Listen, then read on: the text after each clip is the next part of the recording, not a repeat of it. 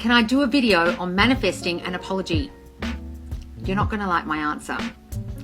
You create your reality with your dominant thoughts. Therefore, the person you have to apologize to is you. Because you created the situation, whatever that is. So if it's an ex-boyfriend and you're pissed off at them and you're wanting an apology for the way they treated you based on your subconscious thoughts about yourself, your dominant subconscious thoughts. They literally reflected that back to you. They might have come in great and then acted like an asshole. That's because you were having thoughts of, I'm not good enough, I'm not lovable, I'm not chosen, I'm not the priority. And they literally reflected that back. Okay? You need to apologize to you.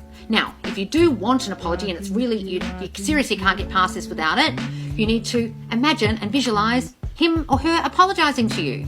It's that simple. Imagine a scene or affirm that they are really, really sorry and they come and manifest an apology, part 2. Now, I spoke about if you really desperately want the apology, you can imagine a scene, visualize a scene where they come to you or they text you or they ring you and you can hear them on the phone, or you can see the text, or you can visualize the scene where they come to your house or whatever and give you the apology you're seeking. You can hear it, you can see the text, whatever. But the problem with that is, if you don't change the old story of why you had the fight, why you need the apology, things won't progress from there. You'll just get an apology and that'll be it. But nothing will have changed between the two of you. What you actually need to do is get past what happened and create a whole new story about it. Get rid of the old story about what happened and create a new story. So if you can understand that you created it, the new story could be, I forgive them and I'm over it, okay? I know I created this and I forgive them and I'm not hurt anymore. And then you'll be able to accept the apology and things can move on and you'll be seeing them as the new version of the person that you're seeing. Manifest an apology, part 3. So you visualize the apology if you want, or affirm that they're going to apologize. You've, before that, accepted that you created the situation with your thoughts.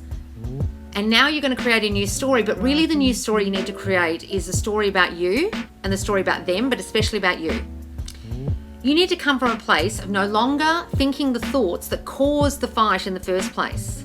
So if the things that caused you to have a fight were things like, I'm not chosen, and then you started a fight with your boyfriend saying, you don't spend enough time with me, which is coming from a place of feeling not chosen, not a priority, you've got to accept that, oh, I actually was thinking those thoughts which caused me to retaliate, have the fight, react, caused him to say what he did, then we got in a fight, then we split up at the end. You've got to change that about you. No one to change but self. You are changing you here, your assumptions about you, and then they reflect back from the outside world back to you. Manifest an apology, part 4. Now, I know what I've been describing is kind of hard to take, okay, with manifesting an apology, because most of the time you just expect the apology, you think you deserve it, you think they did wrong, and you want them to apologize. Now, that's all fine, but you've got to accept you created it with your thoughts, like I was saying, and then you'll get the apology, right? Or you won't get the apology and you'll be fine with it. One of the two. Then when you've got the apology or they've come back into your life, you've got to have changed the story about you that caused the fight in the first place that you need the apology for, okay? I know this is really hard to hear because you want to blame the other person. It is so much easier to blame the other person. Manifest an apology, part 4 or 5, I can't remember. So, in the last video, I spoke about understanding that blame is easier, but it won't help you manifest the apology because blaming them is really, the person you should be blaming is you, okay? It's easier to blame them, but you've got to forgive them and you've got to forgive you. Then you've got to change the old story about you, the old thoughts inside you that were being reflected back to them, that they then reflected back to you, and you had a fight. Now you're going to change the story about them. You're going to imagine that they have forgiven you. You have got to imagine that they don't even care anymore, okay? You've got to see them as a new person, okay? And if you're angry with them, you've got to see them as someone you're not angry with anymore. They're loving, they're caring, they're kind, they never say bad things to anyone. You've got to see them totally differently so that when they do come back in your life, you can start afresh, either a friendship or a relationship, but you can't see them as the old person you're angry with. Manifest an apology, part 6. Now, I know you're going to come for me and say, but they cheated on me, but they stole from me, but they abused me. Okay, what you need to understand about the law of assumption, about how manifestation works, about your thoughts creating a reality is this. that your thoughts about yourself, your assumptions about you, outpicture into the outside world and cause people to act the way they did. So if someone cheated, you had the thought that they aren't trustworthy, or they will cheat, or men always cheat. If they abused you, that came from somewhere where your self-concept was so low that they treated you like a person who was so far below them. And I'm not blaming you. I'm saying you need to understand where your thoughts created this, okay?